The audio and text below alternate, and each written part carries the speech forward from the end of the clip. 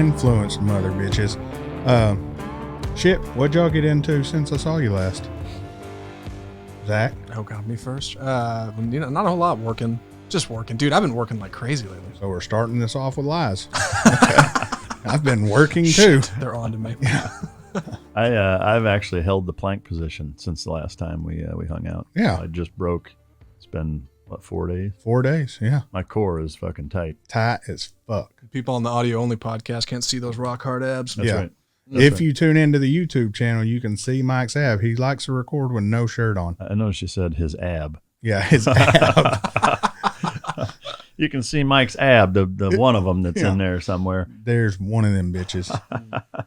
Man, we've been getting a lot of reviews on iTunes, so we appreciate that for all you people out there. We are watching. We are doing the giveaway. You got till the midnight on the 31st, and then we'll draw somebody and give you a prize pack. People want that merch. Yeah. Yeah. They don't even know what it is. Could be used condoms. Clipped toenails. Clipped toenail. Could be shirts. Could be a hat. Could be shit from a failed business. Just Tattoos leftover. off a dead body. Yeah. What? Yeah.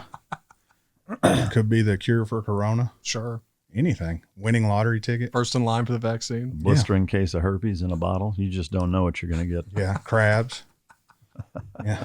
That would be awesome. Just mail them a baggie full of pubes. My God. Fucking sack of rattlesnakes. Pissed off rattlesnakes. Anthrax. I mailed a buddy of mine one of them secret dicks where it's the big ass chocolate dick. Secret dick? Why What? does it gotta be chocolate? Well, it's anonymous. I guess they want to be. It's not white chocolate? No, it's you can only order it in dark chocolate. I guess because they're big. Mm. Yeah. They're longer than 6 inches. Yeah, Yeah. I get it. Yeah. Yeah. So he sent me the picture where he bit the balls first.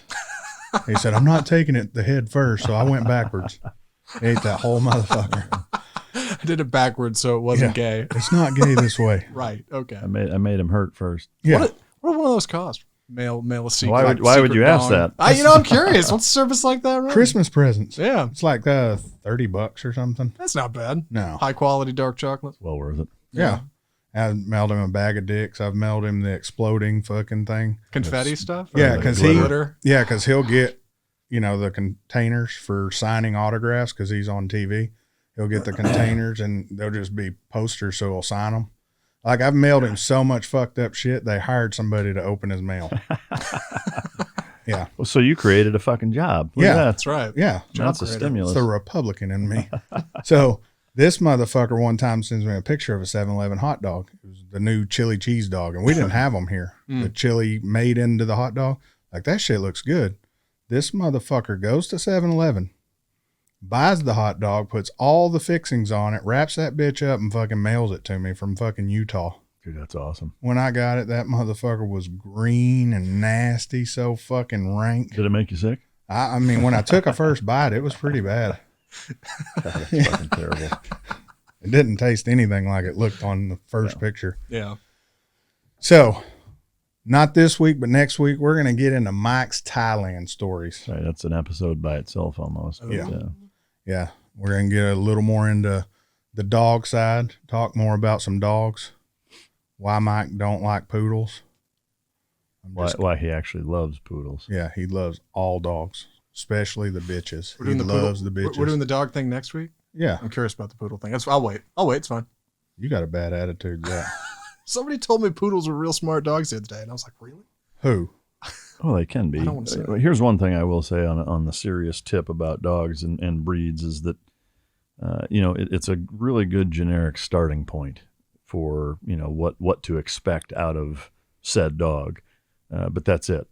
Just like with, people, is that there are good examples and bad examples of every breed. Like, I've seen examples or individuals in every breed type that had good, strong working traits, that were confident, that were intelligent, that were cognitively driven, easy to train, operant, etc. And I've seen the exact opposite out of every breed, So what's really more important is the direct, immediately, or the immediate direct lineage of the dog, the parents, the grandparents, the great-grandparents, etc. A 4-generation pedigree, which is 32 individuals prior to the dog that's in question, is really, that's the largest contributing factor genetic percentage wise on what that dog is going to be. So That's why it's important to at least look at a pedigree. Just because it's a good pedigree doesn't mean it's going to be a good dog. And just because it's a scatterbred one doesn't mean it's going to be a good dog either, or a bad dog rather. But, it's the individual selection, just like if you're hiring somebody for a job, like their resume, like, is it important? Yes, but it's a piece of the puzzle. Yeah, it's not the whole thing. Their resume, their education, their experience, all of those things play a role, and may get you interested to look at them to begin with. But at the end of the day, like, you have to evaluate that individual, and if they have what it takes, then they're the right dog for the job. And that's where I think many times people get misguided or off track, is they're like, oh, it's a Dalmatian, that means he's going to be this. Like, not fucking necessarily, and at this point, so many breeds are not selectively bred for their original working traits that I would say you actually have a better chance of not getting, the AKC or UKC designated, this is what this breed is from and was used for and should be like. You have a better chance of it not being that than being that, because they're so far removed from being bred for their original purposes. So anyway. I mean, hell, that Swiffer we got out there, I thought it was dumb as hell, and within 5 minutes or so, Hope got fooled to stop jumping. Yeah. I mean, that's proper training, though. Yeah, I mean, with all that kind of stuff, the the behavioral shit, I'd say 99% of dogs out there, whether they're smart or not, respond well to just the correct type of training, which is overwhelmingly body language and presence. When it comes to shit like that, when a dog's being a punk, just like, I'll use this as an example, is that with most dogs, when they're a pain in the ass and they're a problem for their owner, it's because they have no fucking boundaries and they're just irritating. They're kind of a dog version of a bully. Just do whatever the fuck they want. Yeah. Oh, you're this, I'm going to come fucking take your food. I'm going to jump up on you. I'm going to bark at you. Like, they're just little bully assholes. And so just like with people, is that, if you go punch that motherfucker in the mouth, you're not punching the dog in the mouth, but the canine behavioral body language equivalent to that, which is, bowing up to them, pulling their card, and non-verbally communicating that, hey, there's a new fucking sheriff in town and you're not getting away with that shit, they'll all stop. The very, very rare exceptions are truly dominant alpha dogs, which there are so fucking few of those, and that word gets so overused, to be alpha, whether it's the person or the dog, is that, it's 99.9% of the time, it's just about handling yourself confidently and communicating to the dog, effectively, so that they understand, what your expectations are. And that's really all it is. So, when a dog shows true cognition and the ability to be trained at a high level, that's when you see problem solving and dogs remembering things and using intuition and figuring things out and offering behavior, being able to shape them fast, teaching a dog to go load on a dog bed for a place command or whatever. When a dog can figure that out because I have food, and it starts offering behaviors, and I start using the clicker to shape that behavior onto the dog bed. When they pick that up fast, that usually tells me that they're above average intelligence. Yeah. Just fixing a little behavioral problem doesn't necessarily indicate that, but not that the dog is necessarily stupid. It's stupid. But I mean, to each their own. But here we are turning it into a fucking dog podcast. I mean, I made put that motherfucker in some of that Bono and just let him slide across the floor to clean the wood. It works like a fucking champ. Start kicking him around. Okay. So I do want to ask this. I watched, because I've kind of been looking, I don't know what I'm going to get rid of the RSQ8 for. We've talked about the G-Wagon, and I'm just not sure that's a move I want to make, or if I want to save some money and get something else. I looked at a GTR Nismo today. I'm sorry. Exactly. So I looked at this hopped up Sentra. My thing is, some people class that as a supercar, and I think we've touched on it a little bit off and on, but do you consider that a supercar? I mean, it's I guess I have mixed feelings on all cars in general, whether or not they constitute being considered a supercar. And I'm going to admittedly contradict myself here a little bit, is that I think it should largely depend on the performance, and I'll take it a step further and say the stock performance, and where I'm going to contradict myself is I'm not exactly sure even, right where that's at. I don't know if is it a certain number of horsepower? Is it a certain quarter mile time? Is it a certain 60 to 130 time? Is it a certain 0 to 60 time? All of those things I think play a role. And there's just, to me, like when you're talking low threes or sub 3, 0 to 60, an 11 or quicker quarter mile, and I'd say a 7.4, 60 to 130 or faster. To me, that's where you're in supercar status. Where I get where your question is coming from, and where I'm not sure is something like because it's a fucking Nissan. Yeah. Do you consider that a supercar? And I think just to be fair, I think just using the metric of performance as your measuring stick should determine that. Do I look at it and be like, wow, that's a fucking badass supercar? No, I don't. But on the same token, if the performance specs, I know they're close to that. They're somewhere around there. I think it's a 2.9. Yeah. 0 to 60. And it's probably a high 10 fucking quarter mile. I think it's a 10.4. No shit. For the Nismo. Now the okay. performance is like a 10.8 or 10.9, something like that. Be curious what the 60 to 130 time is. Yeah. For me, I know for both of us, really, that's my most important, or the one I'm most interested in. But you would think it'd have to be a mid 6, low 6 with those two numbers. What's the horsepower on it? 600. I mean, to me, that's the one thing that I think where I would be willing to wager that it's actually probably 7 or above, and that to me that's where horsepower really fucking matters. Mm-hmm. The quarter mile and the 0 to 60 is whether you're 450 or 900. There's going to be less of a difference. Yeah. In those shorter from 0 to from a dig to whatever. I think you see less of a disparity. In measurements or races like that than you do at a 60 to 130. That's, again, I think that's just where horsepower makes a much bigger difference. But I'd be curious to see. I mean, I'm sure there's a fastest laps fucking I can probably or something, but pull that up. What you call it? The 60 to 130, not what you call it. The 60 to 130. I totally get where you're thinking that to me, you're saying that should be the higher measuring point, right? Well, I mean, that's how I view it. I guess, to each their own. No, here's where I can 100% agree with you on that, because you take a car, and it's something we talked about last week, the Tesla Model S. The Tesla Model S is a beast from 0 to 60. Yeah. Then it kind of tapers off a little bit around the quarter mile. And from that 60 to 130, it's a dog. Yeah. I mean, it's not going to do it.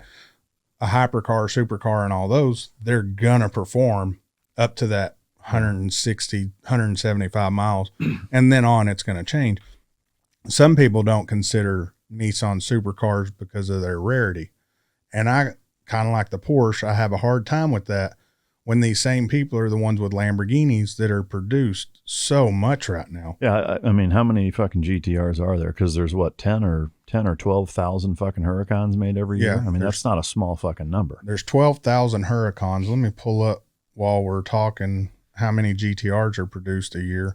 But while you look that up, I mean, to me, I think, again, it's Ford versus Chevy versus Dodge, whatever. It's whatever you're into. Now, if what you're into is stoplight to stoplight, or from a dig 0 to 60 or quarter mile drag racing, then I get that's more important to you, and so be it. For me, it's not, because I don't give a fuck about that, really. I don't race in town. Yeah. I'm not interested in trying to rip somebody's doors off at a stoplight, because, again, that's in town, and unless it's 3 in the fucking morning, there's going to be a bunch of traffic around that I don't want to be a dipshit and be racing by some fucking grandma and give her a heart attack or whatever, and try to be respectful of the soccer mom with her kids and whatever, and only do it, on interstates where there's nobody around, or very few people around, or enough room to where it's not scaring the shit out of people, and just far less dangerous. But so because of that, for me, the 60 to 130 time is unquestionably a much higher priority for wanting it to be as low a number as possible, because that's the world that I live in, I guess, as far as what I'm interested in. No, I agree with you. I have fun every now and then, especially if it's nobody's up and it's early, like on some of these back roads, but not in neighborhoods where, where you can launch the car. The reason I'm kind of dumbfounded here, it pulls up some weird ass numbers when you go to the production numbers for the GTR. It says the most of them that were produced, and this is the GTR, was 1,200 for the U.S. in 2015, 700 in 2016, 678 in 2017, and 538 in 2018. I mean, that's like Ford GT numbers. Yeah, they're low numbers. So I went and I looked in a few other places, and it seems to be those numbers are within 5 to 10 every time you look. Yeah. So to me, that's a rare fucking car. That's a rare fucking car. And I mean, granted, we don't see them a lot. You see, don't. Especially the Nismo package. Yeah. You'll see the performance package or the anniversary package. You'll see those every now and then. But you don't see 20, 30 of them at a meet. You see one or two here and there. To me, what's curious about that car in particular is that, in those numbers, that being that rare, you're hard pressed to ever see one that's stock. Yes. Right. Which tells you two things. Number one is that the type of person that buys it, is almost always going to mod it. But number two is that, if they're not leaving it stock, why not? Well, to me, that means because it's not good enough stock. Whereas, agreed, like I didn't leave my R8 stock. I didn't leave my 911 stock. But way more people leave those models and Ferraris and Lamborghinis stock than mod them. Yeah. So to me, it's kind of an interesting element in that, most people that buy GTRs fucking mod the shit out of them. Well, they're cheap to build too. Yeah. So you can make a 1,300 horsepower GTR for 30 grand versus what it cost a twin turbo. Oh yeah. You're talking six R8. figures. Yeah. Well above six figures. Yeah. To get in that power range, you're in almost a whole nother car. Well, half the price of a car. Yeah. I mean, at either of the two big ones, UGR and Sheepy, to get a 13,000 or 1,300 horsepower. I mean, you're at one, you're going to spend six figures. The other, it's going to be close to that. Yeah. And if you want to do, I mean, you see some of the GTRs that are 2,000, 2,200, 2,500. To do that in a fucking Huracan or R8, you're going to spend several $100,000. Oh yeah. Built fucking everything and whatever, So the asshole in me, seeing it as just a Nissan, didn't look up production numbers till just now on the air. I'm kind of changing my tune because that's a rare. They built more Huracans in a year than they've built this car pretty much since it's been out for the U.S. Yeah, I mean, to me, based on numbers, both performance and production wise, I don't know how you argue that it isn't. Yeah. To just be fair. And I admittedly, I don't particularly like them. Yeah. I would never fucking buy one. But respect where respect's due. And to me, respect is due to those in that regard. For the JDM side, that's it's top that's shelf. the pinnacle of a JDM car. Yeah. It's a Skyline. A GTR is a Skyline. It's not considered a Skyline anymore, but back in the day, the GTR was the Skyline, which anybody who played any video games racing, you tried to unlock the Skyline because you were going to kick everybody's ass. Nowadays, it's a pinnacle car for JDM. Yeah. For me, I was just looking at it as just something more fun, something to fuck around with for a little while. As you know, we ordered my wife the Tesla Model S, and the debate was getting her the performance or the... How can you not? Yeah, and I mean, what the fuck? She wanted long range. Bitch. That's like ordering a stripper without the fake titties. Yeah. I mean, she goes from here to in town. It's 20 miles, man. Yeah. The fuck long range are you doing? Yeah. You don't need 400 miles, now, 600 miles. You have the performance, you can get in that 20 miles quick as fuck. That's right. Yeah.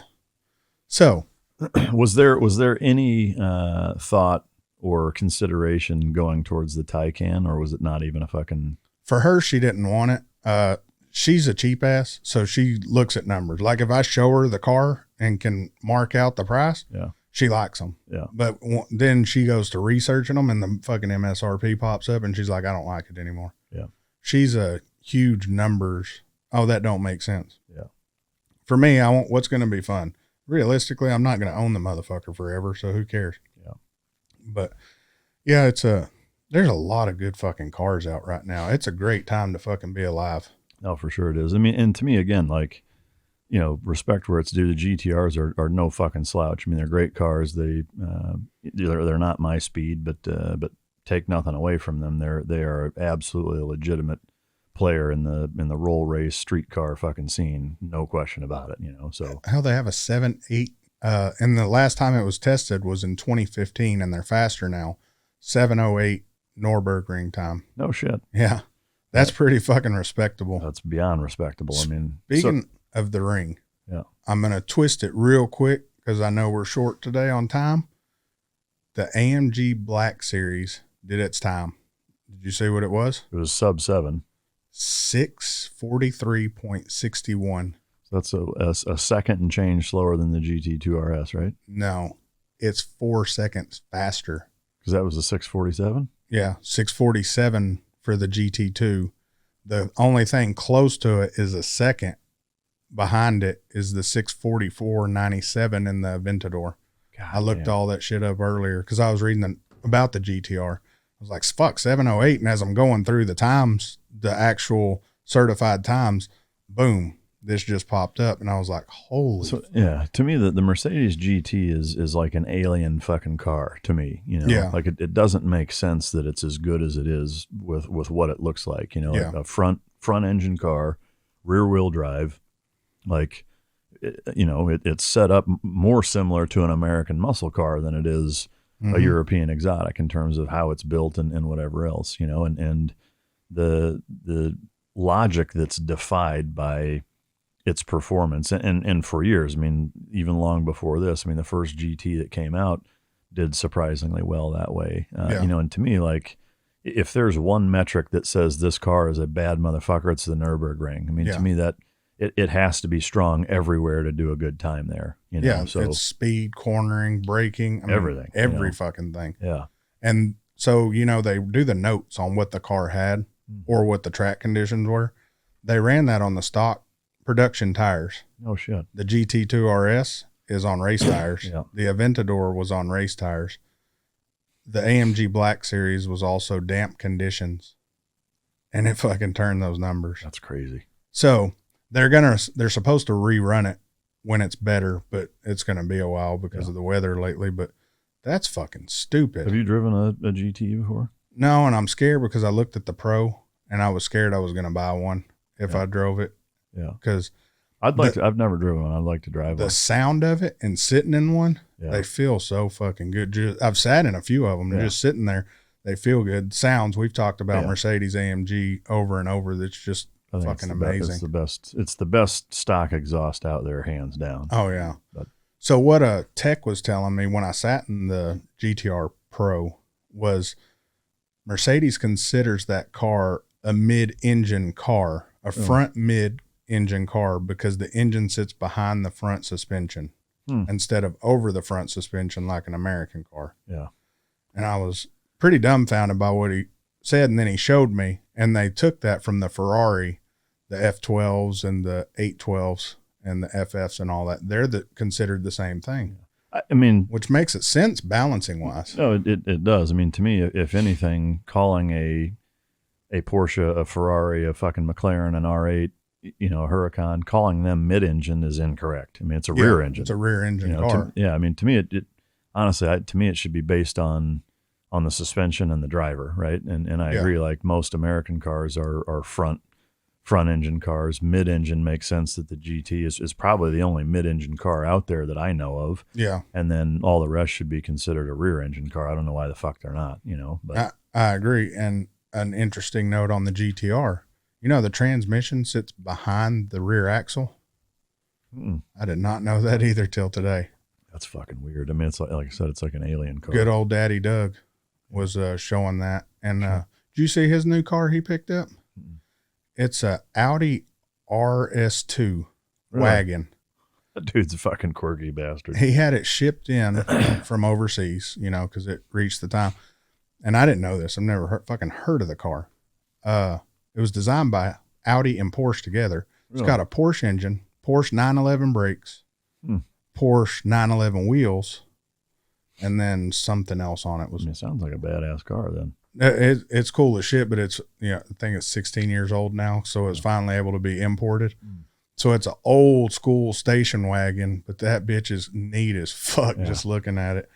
Doug's a squirrely fucker. Doug's a weird motherfucker, but in a good way. Yeah. He's the only motherfucker you can watch in his fucking faded ass New Balance and fucking sit there on his knees talking shit about a car and you feel good about it. Yeah. Doug DeMiro tells you your car is a piece of shit that you're driving every day. You should probably trade it in because it's a piece of shit. Oh, yeah. I mean, his reviews are I don't know how you get any better than that. No. You know, all around. If you really want to learn about a car, like that's the guy to fucking watch. You know, he's the one guy that'll smile at somebody and tell them, you know, looking at his audience and tell them, you know, this car is a piece of shit. You know, and he's smiling and you're like, fuck, I drive that car. You don't feel as bad if he tells you your car sucks. Fuck you. You're wearing New Balance, asshole. Yeah. New Balance are comfortable. So fuck everybody. Fucking A. So you wanted to talk about sweet spot of speed or speed sweet spot. Yeah, I guess it's a combination. I mean, speed in reference to horsepower, you know, and a certain amount of speed performance metric wise. And to me, we've talked about this before, but I wanted to talk about it on air a little bit, is that, you know, your McLaren modded was mid to high fours, 60 to 130. And to me, that's the start of bordering on kind of too fast to really enjoy it, you know, especially from a rear wheel drive car. You know, and I recently got the 911 back. The R8 is on its way as of today, so it should be here in 2 to 3 days by the next episode for sure. I've said that, like 5 fucking times now. Yeah, but we keep editing it. Yeah, but oh, good. It's fine. Yeah. No wonder these episodes are so short. Yeah. No, but so, you know, I got the 911 back, sent it to AIM Performance. They tightened it up and got it to where it's making about 760 to the wheels.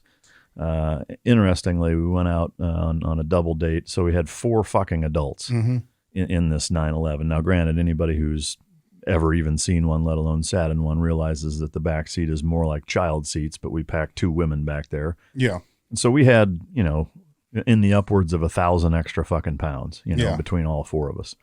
And that thing still was fucking fast. You know, I mean, we went at it with a Hellcat wide body or a red eye or whatever the fuck it was, and several other fast fucking cars, and bested them no problem on the way to dinner. And it had some quirky things that I'll get into in a minute that I don't like, but overall that 760, I mean, to me, you know, low 7s all the way up to about 800 wheel horsepower, depending on how heavy the car is and whether or not it's all-wheel drive or rear-wheel drive, is kind of that sweet spot of speed that's still really fucking fast. It's still going to beat almost everything else out there unless it's heavily fucking modified. But it's still very controllable, and you still really enjoy it. Like you feel confident and safe, and not like, you know, the back end's about to break loose and you're going to roll the motherfucker. And so to me, like I would pose that question to anybody listening, like, what are your thoughts on that? That's what I think. You know, it seems like you largely agree, but yes, I 100% agree. But you know, that's kind of the dilemma with modding cars, is that, you know, you get used to a certain level of speed and then you want to go faster, which means, you know, more power, more modifications, etc. But when you get to that point where even if it's not fast enough, you know, that next level is kind of too fast to really enjoy it. I'm really fucking curious to see what the R8 is going to be like going 3.5 or so, 60 to 130, you know, sub 4, and see if that's still enjoyable because it's all-wheel drive. I mean, the only thing I have to compare it to is your McLaren, which, you know, was rear-wheel drive, and that thing got fucking squirrely. So, you know, in an all-wheel drive and lowered with bigger tires, is that going to inspire enough confidence to still be able to enjoy it, or is it going to be exhausting? And to me, that's kind of a travesty, is when the car is so fast to where it makes you tired driving it. Like, it's just mentally exhausting trying to control it. What do you think, Zach? No thoughts whatsoever. I did try to get a Nissan Skyline in video games in 2003. Yeah, that's fuck yeah. Fucking A. But technically, you do have something in your garage faster than your R8. That's true. That is true, and a tenth of the price. Yeah. You know, literally a tenth of the fucking price. Yeah, with all the mods, and the mods were done in an afternoon. Yeah. I mean, if we combine all the time spent, afternoon. in a day at the most. Yeah, a day at the most. Yeah. So the BMW motorcycle, the S1000RR 2020, the newest generation, with a GP Moto full Akrapovic exhaust, a Bren tuning stage 2 with IAT delete valve kit installed as well, and a comfort seat. Don't forget the comfort seat. Yeah. All those things combined, Bren Tuning posted a screenshot of a draggy 60 to 130, and it was 3.1 flat. Yeah, so you know, and that was pump fuel. pump fuel. What was it, 289 with the MS-12 or whatever? No, that was 100K to 200K. Oh, okay. But, Okay. Yeah. So it's 62 to 124 or whatever it is mile per hour. But so yeah, I mean, so you put MS 109 in that, and you'll go under 3. Yeah, and that's which is silly. Now the big asterisk with that is that I can't do that on that bike. I'll tell you right now, and it's not because I weigh over 200 pounds. It's because my level of competency riding a bike like that is nowhere near what it needs to be able to squeeze that out of it. But the fact that it can be done, even by a super competent fucking rider, it is absurd that there's that kind of performance out of a fucking motorcycle, and it's not stretched. Yeah, because you're talking. I'm just doing the math on what all that costs. You're talking 35,000 at the most. Max 30,000, 35,000. And that's buying the bike and everything. Yeah. You can't do the modifications to the fucking R8. No, that's less. It's under 30,000 for all that. Yeah. And it's, I mean, unbelievable and comfortable, fun to drive or fun to ride. Great bike. It's an amazing bike. Yeah. Mike has the white, red, and blue one, and I have the solid black one. Exact same mods. Everything's exact on it. And they're just fun. Yeah. Fun fucking bikes. I think that's the only thing that's more fun than the cars. Unquestionably it is. And not even going fast. I mean, just riding them and enjoying the riding experience, even with souped up fucking heavily modded exotics. Yeah. The bike is still more fun for sure. Oh yeah. Without a doubt. It's freeing. Yeah. I mean, you feel free. Yeah. Is it dangerous? Fuck yeah, it's dangerous. That's part of why it's fun. It's also dangerous to go 200 miles down the toll road in a car. Yeah. I mean, hell, you can go 30 nowadays in a hypercar and you're fucking die, I mean, it'll blow up. Yeah, shit'll blow the fuck Especially up. if you're a teenager. Yeah, rip the hood off. Yeah, stupid ass carbon fiber. Do you even want to talk about the Black Rifle coffee shit that we saw pop up, or you want to just steer clear of it? No, I'll address it. I've had a lot of people ask my take on it, and here's my official response: is that I don't think about it. I don't have an opinion, and it's not because I want to ignore it or not take a side. It's the fact that this is the clearest I can make it. Is that I own several businesses. You own businesses. There are a lot of business owners out there, and to me, nothing irritates me more than being told how to run your business. Exactly. Now, I'm going to caveat that with you run your business however the fuck you want, but also realize that the consumer is going to vote with their fucking wallet. Mm-hmm. And so Black Rifle is free to do whatever the fuck they want to do, just like I want to be able to be free to do whatever the fuck I want to do, and my customers can judge how I run my business based off of how they spend their fucking money. And that's it. Mm-hmm. I'm not going to tell them what they should or shouldn't do, because I don't want them telling me what the fuck I should or shouldn't do. So to me, it's just really that simple. Like, I don't give enough of a fuck to have a position on it, because it's not my fucking business, and that's it. But Zach, you just look confused. What is going on with Black Rifle? Okay, yeah, for me and every listener who might not know what's happening, this is what's going on. So Black Rifle Coffee Company, it came out, I would say within the past 3 days. It came out this week, as far as I know. It was about a week ago, maybe. Cool name for a coffee company. Yeah, I mean, and they support veterans, and I mean, I googled them real quick. What would you say? 98% of their business is probably veterans out of Salt Lake City, or something of that same genre. I would say now that they're in the upwards of $100 million annual revenue company, because I know that they're sold in like Cabela's and Bass Pro and shit like that. So at this point, I would just say the more right-leaning hunter, conservative, veteran, cop supporter, patriotic, type of consumer is in their wheelhouse. For sure, the first couple of years it was almost all police and military, and from there, once they got into more commercial markets, then it expanded to more of the mainstream conservative right-wing type of folks. What I can say is you can pretty much rest assured a soy boy latte cuckold motherfucker in Seattle is not drinking Black Rifle coffee, take that for what it's worth. We should really go to Starbucks once and you hear me order from them.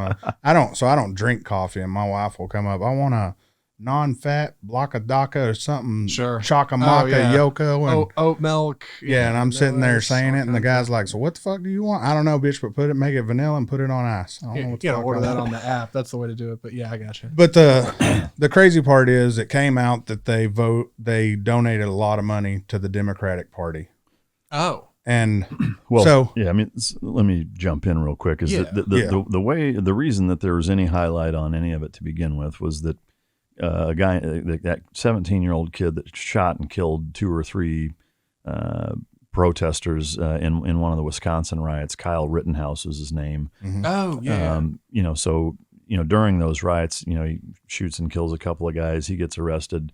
There's a big kind of drawn line in the sand, if you will, How to do about that politically, about what side of the fence you're on, supporting what he did or thinking he should go to jail for the rest of his life as a murderer or whatever.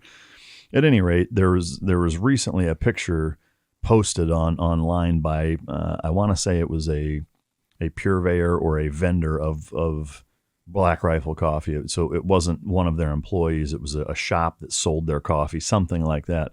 Posted a picture with Kyle Rittenhouse wearing a Black Rifle Coffee Company shirt. Oh. And then so they created like a discount code, for him, to support him or something like that. And so it started out as that, and Black Rifle's official position is, we're not getting involved. That vendor is not an employee. That's how they do their shit, is up to them. We don't want to get in the middle of an investigation and either support or not.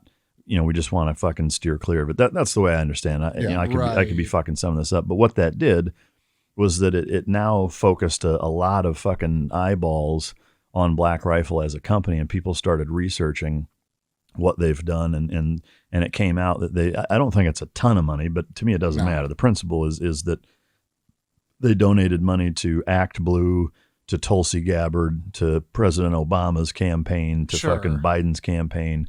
To McCain back in the day. Yeah. But there's a number of donations of them donating to very liberal, historically, wanting gun legislation, anti-gun type of campaigns, which, couldn't go more against the overwhelming customer base that they have. So it pissed a lot of people off. Now, again, like I said, I mean, I know enough about the story because I don't hide under a rock like some producers do.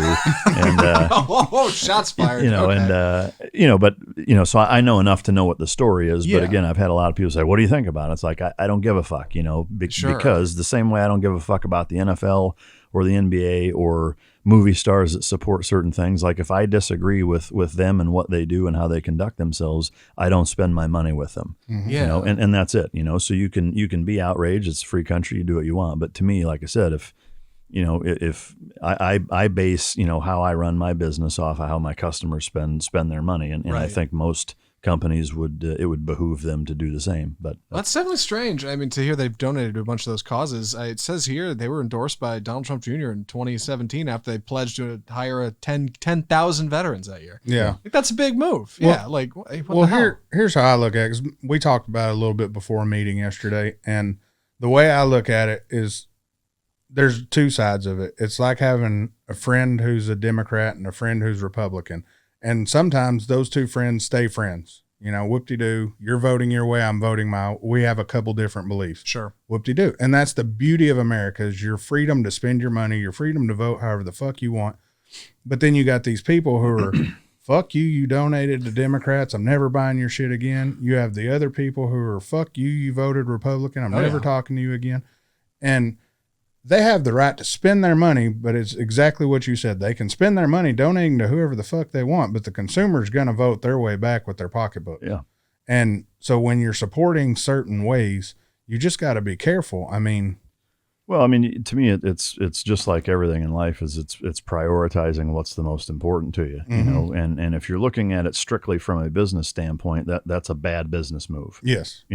Because you look at, what your customer base is overwhelmingly. And, as a company or as the CEO of a company, if you are donating in a manner with which, you can scream it's cancel culture and it's bullshit and whatever else. But hey, that's the fucking country. And people, feel very vehemently admittedly or justifiably so in a lot of these ways. You know, I know there's certain things politically that I feel strongly enough about to where if somebody is diametrically opposed to that, I don't want to fucking hang out with them. Yeah. You know, like I'm not going to be friends with them because I feel that strongly. And it's not me being petulant. It's that these things are that fucking important to me to where if you oppose that, then go fuck yourself. Yeah. You know, and that's how I feel about it. And that's how a lot of these people feel about it also. And they're entitled to the same way like it's not saying that you can't donate or do whatever the fuck you want. You can just realize that's going to have an impact, you know, and do it a smarter way. Yeah. I mean, that's my take, but no, I mean, and that's the beauty of it and the beauty of America. What happened? It was Starbucks not too long ago where one of their higher ups, board people, said that they were against gay marriage, and they took a huge fucking hit, but then they took a huge support on the other side from other people. So it's same thing with Chick-fil-A. I mean, it balances back and forth, but you can't go after just saying, I'm strictly this way. I'm a huge gun supporter, blah, blah, blah, but I'm going to donate to these other people. At the end of the day, it's their money, their decision. Yeah. They can do what the fuck they want. Yep. But yeah, I was very curious to hear your take on it and see what all you thought. What are you going to be doing? You're going to an event with the 911 this weekend. Yeah, so got a car meet tomorrow, and I'll probably get into some trouble on the way there and on the way back. I suspect. Yeah, but it ain't a car meet if we don't. Fucking A, it ain't. Yeah, I'm looking forward to. I mean, what I'm really looking forward to is getting the R8 back and seeing how that fucking thing drives. You know, which should be Sunday or Monday when that gets in. So. I'm probably gonna be over there in the bushes and shit with a camera waiting for that motherfucker to get there. Yeah, that thing looks so badass in pictures. I will say that the wheels and tires, I was a little apprehensive or anxious about how they would turn out because I do really, really love the way that thing looks spec'd stock the way that it came. Yeah. You know, I think it's an amazing car, and I was worried that it would kind of, you know, just make it look fucking weird, honestly, being lowered with bigger tires. But I agree. I mean, they sent the pictures, and that thing looks fucking sharp for sure. But the R8. The BMW X6 and X5 and the Porsche 911, those cars right there with the fat ass rear tires, they have the best stance from being behind a car out of any car I've ever seen in my life. I mean, to me, the Ferrari that you just picked up is no fucking slouch in that department too. But yeah, see, I haven't looked at its butt. I'm too scared. I'm going to stick my dick in the tailpipe and be talking about, gotcha, bitch. Yeah. So I haven't. Look, I mean, that car is, every time I've driven it so far, I think I've been in it 4 times, and it's addicting. I can't wait to get the exhaust done. It's taking a little while because shit comes from overseas, so it takes a while. But we're going to get that thing going, get it pretty quick. We're going to cut this episode a little bit short because Mike's got to go, and Zach was an asshole and said he was going to be here at 2. No, we're going to cut this one a little bit short. Next week, we're going to be talking a little bit Mike in Thailand. So that could be the whole fucking episode. We'll run that one a little extra long in more ways than one. Yeah. You know what I'm talking about, ladies. Yeah. Y'all know what he's saying. So make sure you hit us up. I also want to make sure you guys go talk about the Foundation for Warrior Dogs. You're doing a fundraiser on that right now. Yeah, so it's done now. However, for the rest of the year, we just wrapped up Giving Tuesday, but this is kind of crunch time for all nonprofits. The Warrior Dog Foundation certainly being no exception. Is that if you're going to donate, most people want to get it in before the end of the year, and this is also when we typically have our annual charity trusts that support us do matching donations like that. So keep an eye out for warriordogfoundation.org. As there will most likely be 1 or 2 more donation matching events that we do before the end of the year. So we damn sure appreciate it. And we'll make sure to post those in the description, and I'll start announcing those. We'll start bringing them up in the beginning of the show in the first 5-10 minutes. That way we know you people are hearing about them. You people. Way we know we're going to help get as much support out there as we can. Make sure you share it with your friends and all that too. Check us out on iTunes, iHeartMedia, Spotify, Pandora. We're in your mom's bed. She's got our picture in her nightstand. In her phone. and in her phone. She's got the video on her phone. We're for sure on her contacts, 100%. So make sure you check us out on the iTunes deal. Go give us a review, send a picture to the email, and we'll put you in a drawing for the gift pack we're doing. You got till December 31st at 12 midnight. Got it. Cool deal, guys. We'll see you next time. Bye, bitches.